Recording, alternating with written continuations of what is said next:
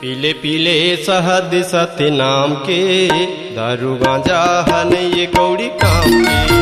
पीले पीले शहद सत्य नाम के दारू गांजा हन ये कौड़ी काम के। पीले पीले शहद सत्य नाम के दारू गांजा हन ये कौड़ी काम के। पीले पीले शहद सत्य नाम के दारू गांजा हन ये कौड़ी काम के। सत्या के फल बड़ा मीठ लागे, सत्या के फल बड़ा मीठ लागे, चाख ले अमृत जान के। पीले पीले शहद सत्य नाम के दारू गांजा हन ये कौड़ी काम के। पीले पीले शहद सत्य नाम के दारू गांजा हन ये कौड़ी काम के।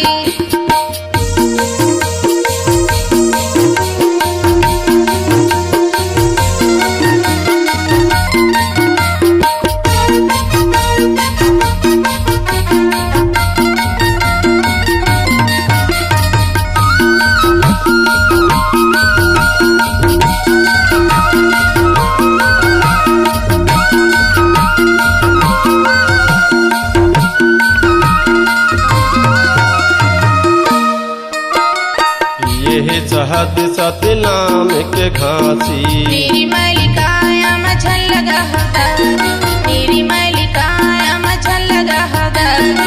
ये शहद सत्य नाम के घासी तेरी मलिकाया मछल लगा होता, तेरी मलिकाया मछल लगा होता।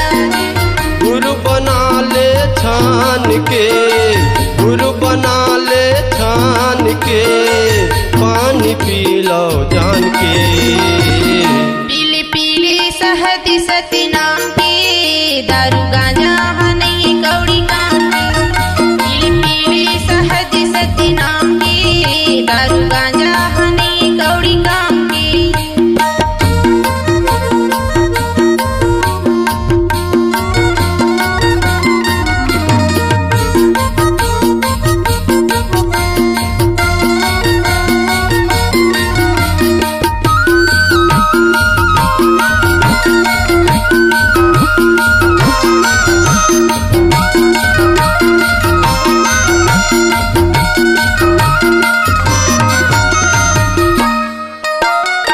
तोरे चरण माँ बोहे अमृत के धारा।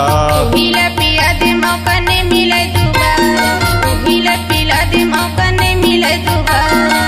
तोरे चरण माँ बोहे अमृत के धारा। पीला पिया दे मौका नहीं मिले दोबारा, पीला पिया दे मौका नहीं मिले दोबारा। अमरदास चाखे हवे, अमरदास चाखे हवे, पिए है अमृत जान के। पीले पीले शहद सत्य नाम के दारू गांजा हन ये कौड़ी काम के। पीले पीले शहद सत्य नाम के दारू गांजा हन ये कौड़ी काम के।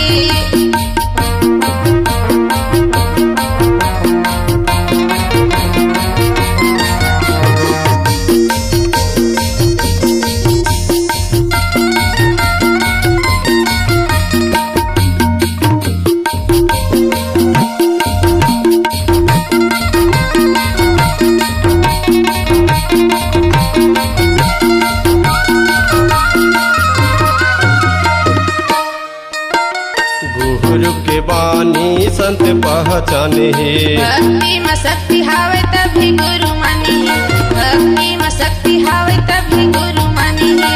गुरु के बानी संत पहचाने है। भक्ति में शक्ति हावे तभी गुरु मानी है, भक्ति में शक्ति हावे तभी गुरु मानी है। संगत कर ले साधु के, संगत कर ले साधु के, कहा नहीं पावे ज्ञान के। पीले पीले शहद सत्य नाम के दारू गांजा हन ये कौड़ी काम के। पीले पीले शहद सत्य नाम के दारू गांजा हन ये कौड़ी काम के। सत्या के फल बड़ा मीठ लागे, सत्या के फल बड़ा मीठ लागे, चाख ले अमृत जान के। पीले पीले शहद सत्य